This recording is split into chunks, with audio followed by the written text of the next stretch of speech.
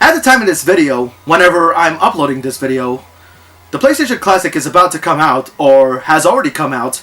However, a few days ago, I decided to hold off on getting the PS Classic, if only because, well, even though I actually did some extensive research about it, the specifications are good, but one thing that concerns me, aside from the fact that 9 of the games are in PAL format, which is not good at all, I decided to hold it off just to be sure that the PS Classic itself is hackable, much like the NES and SNES classics before it.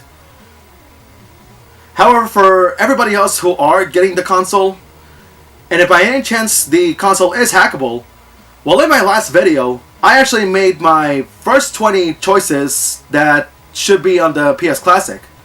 So, in today's video, I'll be naming my final 20 videos that deserves to be on the PS Classic.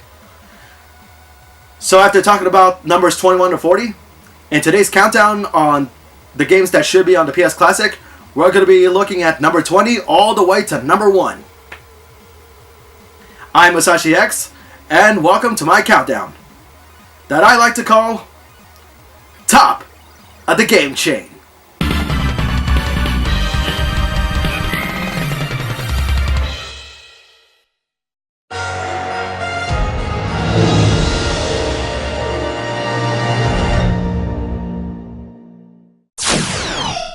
We ended the last countdown with a Capcom fighting game, and we'll start things off with a Capcom fighting game. Another overlooked fighter, Rival Schools United by Fate, takes the number 20 spot. The simple plot is that students all over Japan have been disappearing one at a time, and it's up to the students from different schools to get to the bottom of these incidents and stop the shady Justice High School, which is said to be the main cause of the incidents. Unlike past Capcom fighters of the 90s, this game utilizes 2 punches and 2 kicks of light and heavy strength, and you select 2 characters to fight another team of 2. However, the real gameplay is fighting one-on-one with your partner only coming to your aid by way of team-up attacks, which either dish out extra damage or restore some HP or super meter. Another mechanics brought from past Capcom titles would be countering your opponents from a block position and launching opponents in the air to perform air combos, similarly to Marvel vs. Capcom.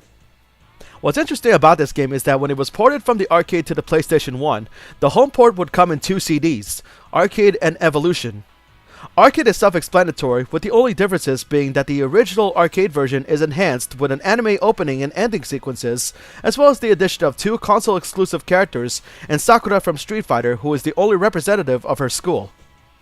Evolution Disc also has arcade mode and different fighting modes, but features minigames like playing volleyball for points, or play baseball to get a high score. Unlike other 3D Capcom fighters like Star Gladiator, Rival Schools has gameplay that clocks in at 60 frames and at such faster speeds, even more impressive than Street Fighter EX Plus Alpha, which also runs at 60 frames.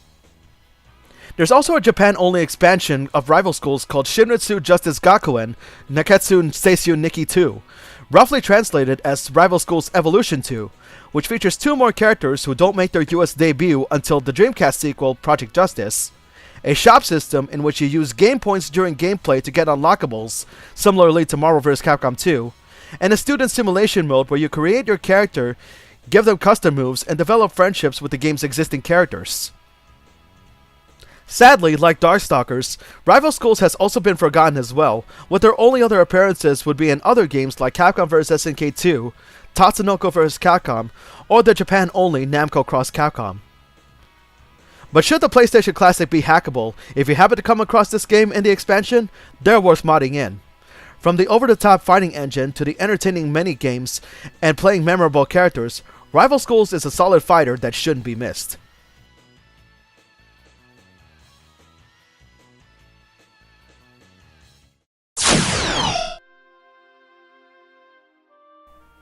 While I agree with everyone that Tomb Raider should have been an available game from the outset, I think that the second entry is the better game out of the 5 PS1 Tomb Raider games. You once again take control of Lara Croft as she goes through various archaeological sites, solving puzzles while also being the one-woman army shooting your way through various hostile enemies in search of artifacts. While the first game is considered revolutionary in terms of exploration, it is considered to be difficult as the stages are really huge. You'll find yourself backtracking multiple routes and taking some key items to take to another area, and with only a few chances of saving your progress just in case you fail. But thankfully, the sequel alleviates that by allowing you to manually save infinitely at any point of the game. Just like any other game in the series, the difficulty spike will catch up with you quickly, what with more traps like spikes and boulders, or the very common falling to your doom mishaps, but that's what makes it so exciting. Each failure would have you rethink carefully of how you would approach a possible hazard.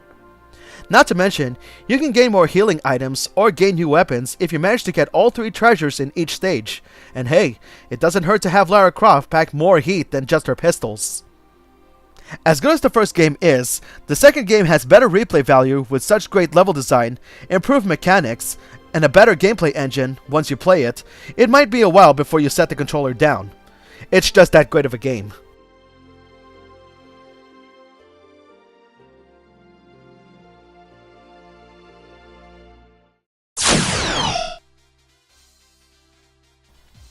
Here's a fun and unique mech game from Japan, Cyber Egg Battle Champion. I never heard of this game until I played it with my cousins back in the day, and by the gameplay alone, I was hooked. This is one of the many Japan exclusive games that is hard to find information due to its obscurity. The gameplay has you selecting a mobile suit of varying strength to take into battle, with more that can be unlocked as you progress through the game. You're mostly battling in the sky on floating platforms, and your goal is to knock out all the enemies out of the ring to achieve victory. As you're beating down enemies, you're also collecting candies in the field as they are your mech points, and you allocate those points in order to enhance the performance of your chosen mobile suit. And you can also change your special attack on the fly by hitting this weapon cube. The overall gameplay is really good. The graphics, while simple, are not actually bad, and I enjoyed the sound presentation as it gives a cartoon-like feel.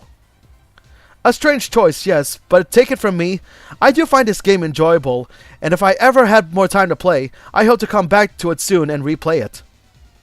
Should you ever get lucky on eBay and find one for cheap, like I have, it's definitely worth trying out.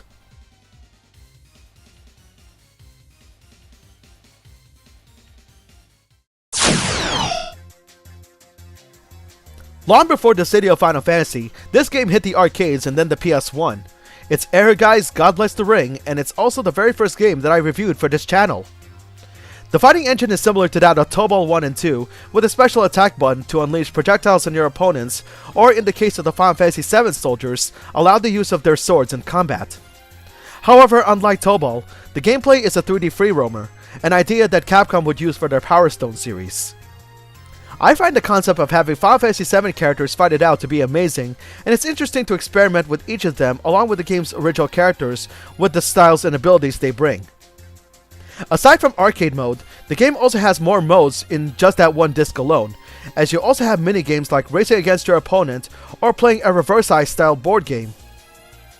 I also find the game's quest mode, the Forsaken Dungeon, to be an interesting addition, as it is an action dungeon crawler RPG where you hack and slash monsters, pick up items and weapons they drop, and you keep going deeper to find more interesting stuff to use in battle.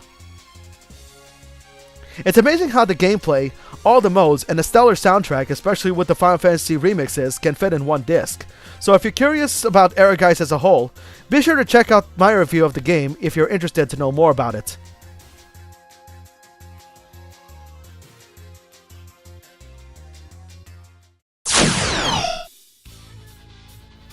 You ever watch those old samurai movies? Seeing clans going to battles and clashing swords, seeing amazing one-on-one duels and learning about their code of honor? Well, Square Enix will bring those old traditions in video game form in Bushido Blade, but I'm putting the second game in the countdown. Unlike any other fighting game, the series utilizes a body damage system, in that no player has an HP gauge and damage is done by attacking and disabling certain limbs to slow an opponent's attack or running speed, or in the case of attacking an ankle, will disable running altogether, though it's all about finding that right moment to attack a vital point for the kill. The game's environments are in 3D, and because the concept is based on feudal Japanese battles, you can move freely at any time, allowing you to see more of the fighting field.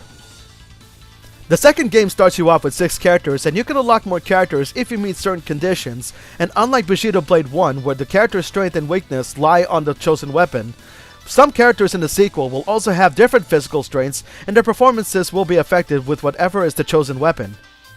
So if you wanted to take a break from traditional fighting games and play a fighter that's out of the ordinary, Bushido Blade 2 will help out. It's got enough content and unlockables to keep you and your friends entertained.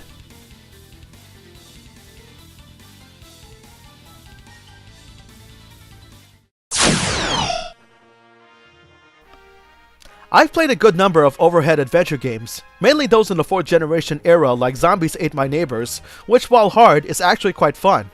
Chalk one up to LucasArts to make that game good, but they would soon take that gameplay engine in 1997 with the release of Herc's Adventures. I know what you're thinking. You're thinking that it's redundant to put another Hercules game when I already did so in the past episode. And while that is correct, it should be noted that Herc's Adventures and Disney's Hercules gameplays are not alike, but they do follow a similar plot of saving Greece from Hades. Taking the engine of Zombies Ate My Neighbors, you're playing the game in an open singular map without any loading screens and interruptions between areas, encouraging free exploration anytime, and you get a choice of 3 characters to play. There's Hercules, of course, but there's also the Archer Atlanta and Argonaut Jason, each with their own strengths, weaknesses, and special abilities. The combat system is mostly a hack and slash deal, but you're not limited to just that, as just like Zombies Ate My Neighbors, sub-weapons like spears and other firearms can be used to inflict more damage, and you can collect money in order to strengthen your character further before taking on tougher challenges. After playing this game in the past and playing it again now, I say that the game aged really well. The presentation is overall impressive with a manageable combat system, colorful graphics, and for a 2D overhead game, it sure has a wonderful open world to explore, and this game can be played with 2 players. So if you're planning on adding this game to your collection, grab a friend to join in and have a great adventure in saving the land together.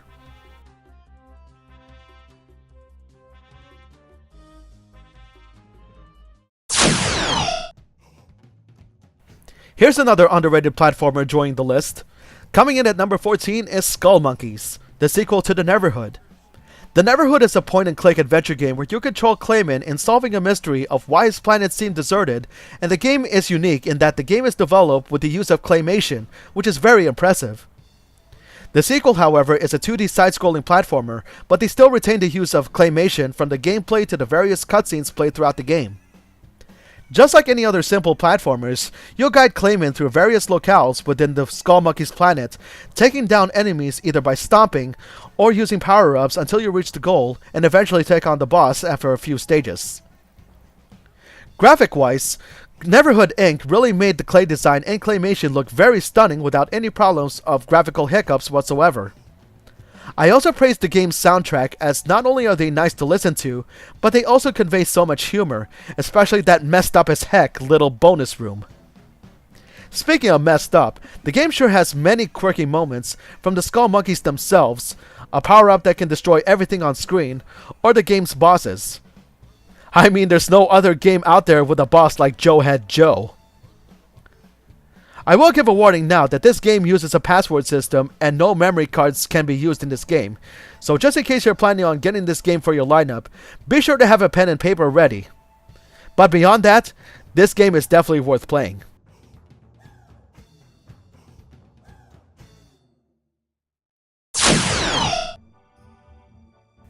Honestly, I can't decide which game in the series I would place in this countdown, so I decided to include the entire Mega Man Legends trilogy at number 13. Yes, I said trilogy, Mega Man Legends 1 and 2, as well as The Misadventures of Tron Bonne, the series prequel. Still salty in the fact that the supposed 3rd chapter is forever canned. Anyway, back then, I always knew the Mega Man series as a 2D platforming shooter, but when I tried out Mega Man Legends 1 for the first time, I didn't think that turning the series into an explorative action-adventure RPG would work out so well.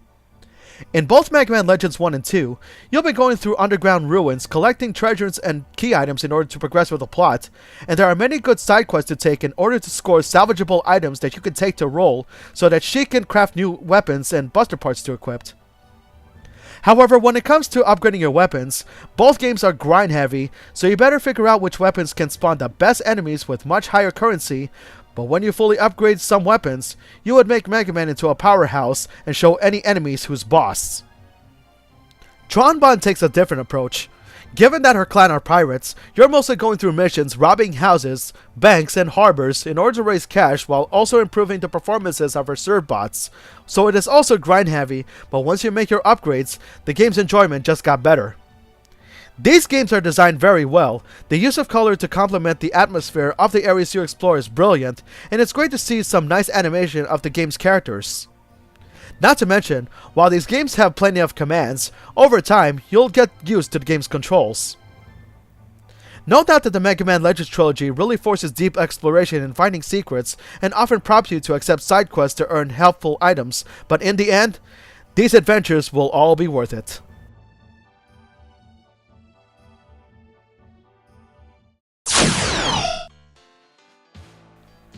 Adding Parappa the Rapper would have been an easier choice, but I think this musical game deserves to make a countdown. It's Busta Groove 2 at number 12. The Busta Groove games are similar to Parappa the Rapper in that you're inputting commands in every fourth beat of a song to perform a dance move. Your goal is to outdance your opponent in order to score higher to get the audience's approval, and every few times in each song, you'll be thrown into a solo dance session, which the commands differ per dancer. The game is also a fighting-like game in that you can perform 2 special attacks per dance match in order to stun your opponent, but you could also perform a dodge maneuver by pressing a button depending on the difficulty level at the right time if your opponent decides to fight back. While I love the soundtracks of both games, I think Busta Groove 2 is the better game as the dancing and scoring system is more balanced than the first, as more often in the first game, there will be times that when you think you got the command down, it'll instead register as a different command. Thankfully, the second game fixed that, and it's more satisfying that once you memorize when a solo session is about to come in a song, you can stun your opponent with your attack as it comes, and you can take that solo session for yourself to rack up more points. If you're planning on having Parappa in your lineup, consider having Busta Groove 2 in your lineup as well, as the game does have colorful and wacky characters that are likable, and a really nice soundtrack to jam to.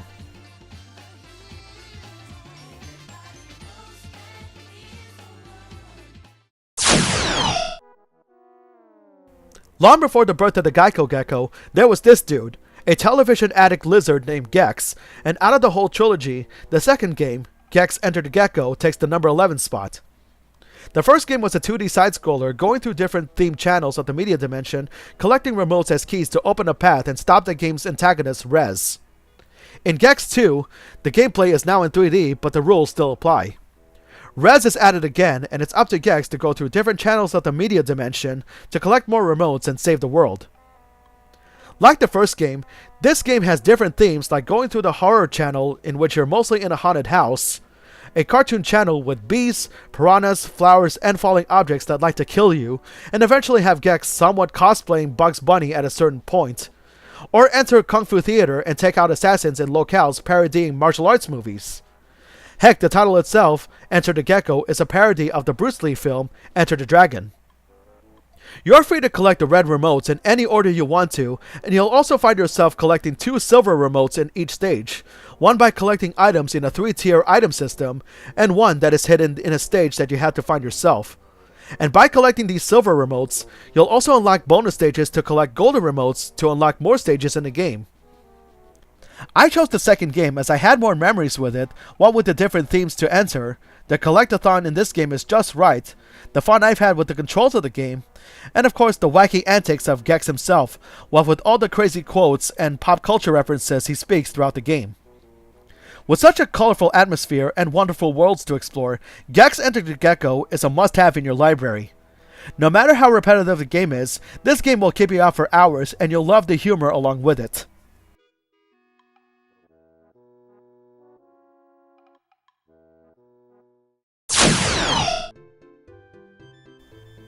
When I first came to Houston, Texas decades past, the first thing I bought was this issue of the now defunct Tips and Tricks magazine, and it's in this issue that I discovered the game Tomba. Just by the screenshots alone, I asked my father to get me this game as I was still in my platforming craze at the time, and instantly I was hooked. Tomba is a side-scrolling platformer in which the titular character goes through different locales with unique and whimsical characters in order to retrieve back his late grandfather's golden bracelet that was stolen by antagonistic human-acting pigs called the Coma Clan. In my opinion, the game plays more like a colorful version of Castlevania II Simon's Quest in that you go through different towns and complete tasks to advance the story. In fact, the meats of the game are the various side quests and fetch quests that you discover throughout the game. The gameplay engine is in 2D, but has somewhat of a 3D feel in certain areas, as you would occasionally move between the foreground and background and explore each as separate areas within that land, and some of the towns you visit has you controlling Tomba in an overhead environment. The graphics and environments are wonderfully designed, and given the plot being the Koma clan pillaging different lands, the game also gives well-crafted challenges that force you to consider thinking about your plans of advancing with the plot, and as you complete challenges, there will be satisfying moments of seeing that location turn back to normal, giving you full reign to explore hidden areas leisurely. Just like an RPG, this game will have you going on for hours, and this is not a game that can be played in one sitting, since the game itself is very non-linear with all the quests you complete and the nice gear you obtain upon completing certain missions. The overall presentation is excellent, from the expansive exploration to the designs, the controls, and the game having such an outgoing personality. Tomba has gained such a cult following that I think it's a must-have in your library. Saving the land and being a good Samaritan to the game's characters to rid of their troubles never felt so good.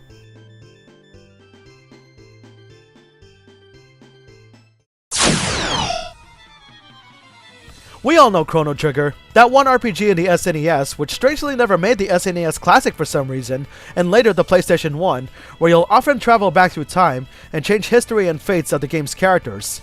Such a beautiful masterpiece, and fans have been clamoring for more of that, and eventually we get a sequel in 2000, Chrono Cross, coming in at number 9. In Chrono Cross, the important plot device is parallel worlds, similarly to time periods from the last game, where certain plot points and missions can only be done by traveling in between them and eventually gaining more party members along the way, and there are more to recruit now than in most RPGs, similarly to the diverse character recruitment in Suikoden. Like Chrono Trigger, there are no random encounters, and you only start a fight if you touch a wandering enemy on the field or reach a certain ambush point.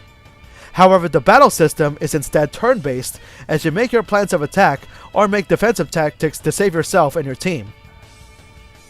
Similarly to Vagrant Story's Risk system, characters have stamina in which the more you attack or use elements, your attack strength will go down unless you defend yourself first and strike back later. And you don't gain experience points, as your stats depend on the items you equip and when you defeat bosses. Like Final Fantasy 7 through 9, the environments are very lively and beautifully designed, and the character designs all have very smooth textures, which is very impressive for PS1 standards, and like many Square-Enix games, it does have a nice soundtrack, with some songs being throwbacks to Chrono Trigger.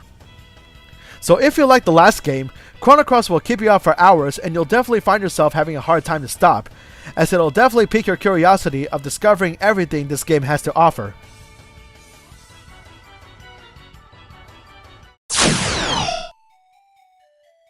In my last video, I mentioned that Namco has a good relationship with Sony Computer Entertainment and has contributed so many of their games into the PS1, which is strange why Klonoa, Door to Phantom Mile, wasn't included in the PS Classic from the outset, as it is one of the best platformers in the late 90s.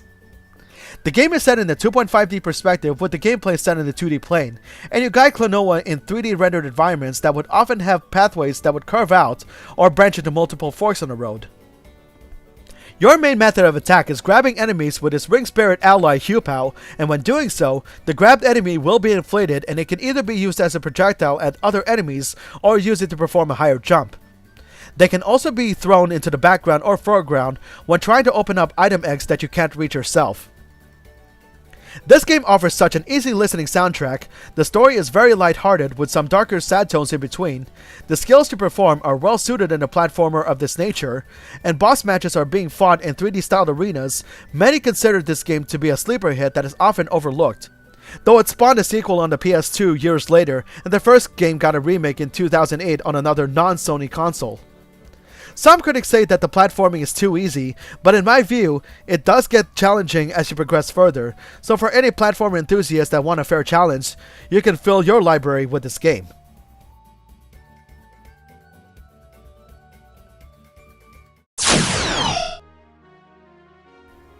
Square Enix has Final Fantasy, Konami has Suikoden, and Bandai Namco has the Tales series.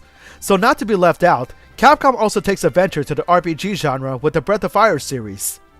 I first played the heck out of the third game and enjoyed it so much, and while I could have placed the third game in the list, it's the fourth game that got me so pumped, and that's why Breath of Fire 4 takes the number 7 spot. Each game will always have a different incarnation of Ryu, who has an uncanny ability to transform into different dragon forms, and his backstory differs in each installment. However, unlike the first 3 games, the 4th game has a much deeper plot, which I like, as you're not just playing the story through Ryu's perspective, but you're also playing the game through the viewpoint of Fu Lu, the founder of a centuries-old empire, harboring similar powers, and the game switches between stories that would eventually lead to their fated meeting. As with past titles, battles in the game are turn-based, but more streamlined as characters in the back row are also participating as well. As these battles take shape, you can select any 3 characters to perform an action in any order, as well as switch in any available reserve characters from the back row, allowing some reserve characters to regain some HP or MP back, and after the battle ends, both frontline and backup characters earn experience points together. Introduced in the game is the skill combo system, which allows certain spells or skills to be cast in a specific order to gain bonus damage or other effects. Whenever one skill is performed, the combo string continues with another performed skill, and some certain skills can be combined to perform stronger spells, either by a combination of 2 different elemental spells, or 2 spells of the same element for heavier damage to monsters weak to it. Many of the game's mechanics from Breath of Fire 3 are available in this game, such as having characters become students to various different masters in the game to increase stats and learn new abilities, using the defend command in battle, which also serves as the 3rd game's examine command to learn that enemy's technique to use as your own, and the return of the fishing minigame. This game overall tries to expand upon the many things that you can do in Breath of Fire 3, and Breath of Fire 4 delivers it so well. While I enjoyed playing the first 3 games in the series, Breath of Fire 4 gives out the best fight mechanics, an epic soundtrack that fits well with the overall atmosphere, characters with great personalities, and more importantly, has the best story in the entire series. Should you ever find a way to mod your PS Classic, this RPG is a must-play and it's very hard to put down, because it is such a beautiful game to play.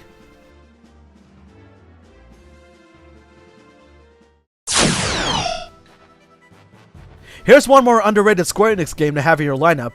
It's Brave Fencer Musashi, and heck, that's the one game series where I got my handle name from. Like Mega Man Legends, it's an action-adventure RPG where you control Musashi, armed with a sword called Fusion, and later in the game, a broadsword called Lumina, and your goal is to save the kingdom of Alucanet, while also searching for 5 mystic scrolls to enhance the power of both swords. The gameplay is a basic hack-and-slash affair, taking down enemies that would drop money or restoration items, and you also have the ability to perform Absorb, which you can perform the ability of the enemy you fused the sword with. Though later in the story, with more villagers rescued, you can gain more sword techniques for even more effective combo strings. Aside from defeating enemies, there will also be many puzzles and minigames that are mandatory to complete in order to advance the plot, but there's also an in-game clock and a day and night system that can and will affect the environment, as well as ensuring that you pay attention to Musashi's stamina that goes up over time, and you gotta be on safe ground to be sure that he sleeps well, thereby adding realism to the game. With such great action, excellent fighting mechanics, a soundtrack that conveys heroism, and a lovely world to explore, Brave Fencer Musashi is another action RPG that your library needs. I swear that Square Enix should consider going back to their obscure titles than cashing in on just Final Fantasy and Kingdom Hearts alone.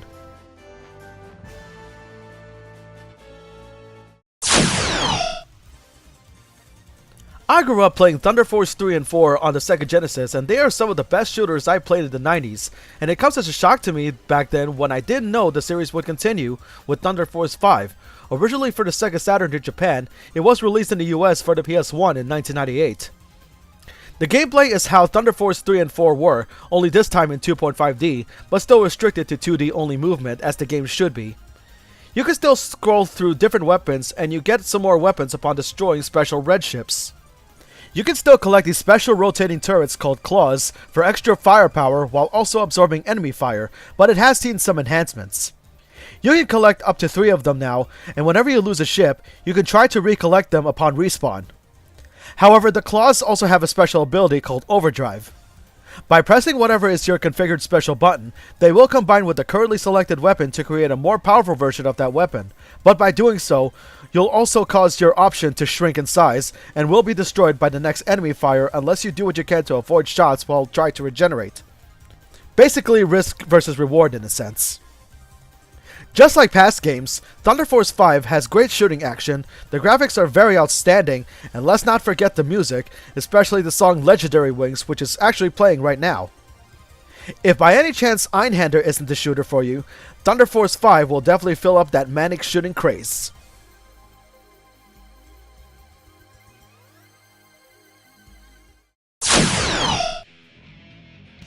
How about we add one more 2D fighter into the list, Guilty Gear.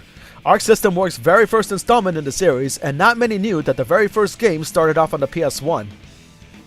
The gameplay consists of one-on-one fights with a main 4-button configuration, which are punch, kick, and 2 weapon attacks, and like Capcom fighters, you input commands to perform special and super moves, and you can launch your opponent in the air to perform combos in the air. The game also has instant kill moves which, if connected, not only you can end your opponent so quickly, but you'll also end the entire match, eliminating the need for a second round.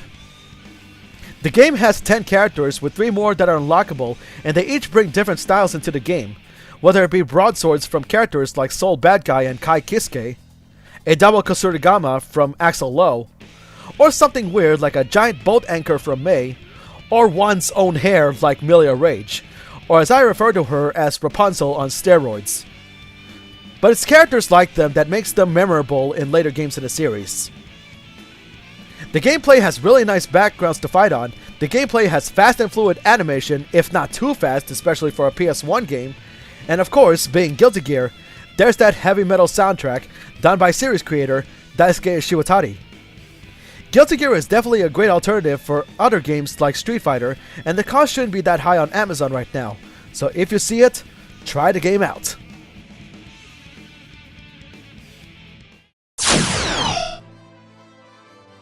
I'm not just placing Tenchu as the only ninja game in the countdown, so I think it's necessary to have Strider 2 in the countdown as well.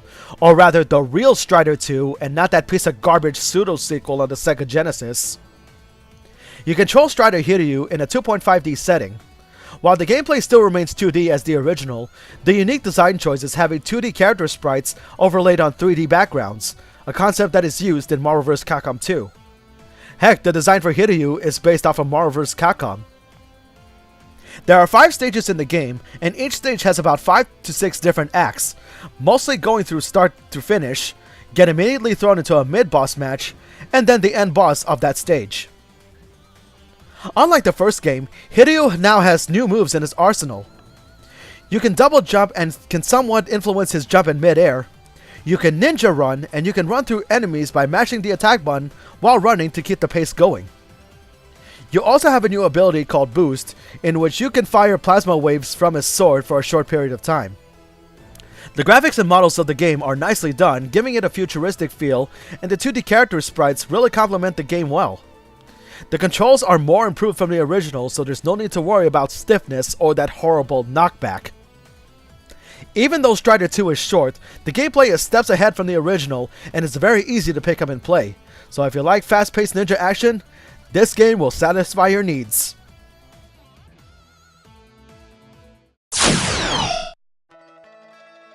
Well, you can't just have one survival horror game without also mentioning Konami's flagship horror franchise, Silent Hill. You're not some combat-trained agent caught up in a zombie nightmare. Instead, you're controlling a regular everyday person with no combat skills whatsoever, trying to uncover the mystery of a messed up ghost town. As your character is emphasized as such, your defensive strength against enemies is very poor, and you can't sprint for that long because you'll be easily fatigued.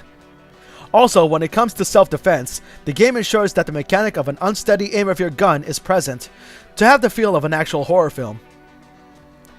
Heck, the developers' overuse of fog and darkness to give limited visibility in the graphics brings such symbolism that emanates fear, surrealism, and paranoia, as you'll never know what might jump on you from behind or in front of you, what the only way to know is listening to a high burst of static from the radio that you picked up from the start.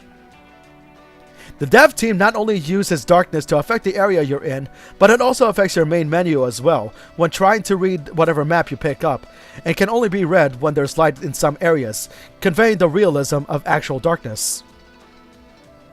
If anything, Resident Evil 1 shouldn't be the only horror game in the PS Classic, so if the console is possible to mod, this should at least be added. It's this kind of horror that no matter how frightening or surreal it gets, you'll find yourself continuing forward to see what happens next, and that's something the horror genre should be.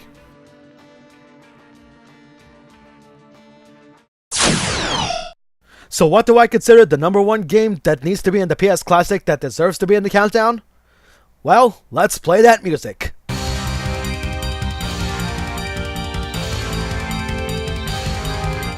Oh heck yes! I couldn't get enough of this wonderful game. Megaman X4, my number one game in the series. I explained the game in full detail on my Megaman X marathon, so if you haven't checked it out, the link is below the video. I've enjoyed the first 3 games in the SNES back in the day, but when Megaman X4 came, I knew I just had to play the game and immediately bring so much happiness that it also resulted in me getting the PS1 itself. Getting the option to play the story from either Maverick Hunter's perspective, the super smooth gameplay and flow, the controls that are not too tight to get the feel that you're really in control of the characters, the nice stage designs to go through, such heroic soundtrack, some of the best boss matches. Seriously, this game has everything I wanted to see in a Mega Man X game. Out of all the Mega Man X games I've owned, this is the one X game that I go back to the most, as the overall presentation of the game excels all other games in the series, as it aged so well. Even though this game is already re-released on the Mega Man X Legacy Collection, if you want to go back to the days of playing the game on the PS1, then definitely add this game into your library. I can't stress enough how this is my number one X game, as this definitely brings so much joy to my heart and still does to this day.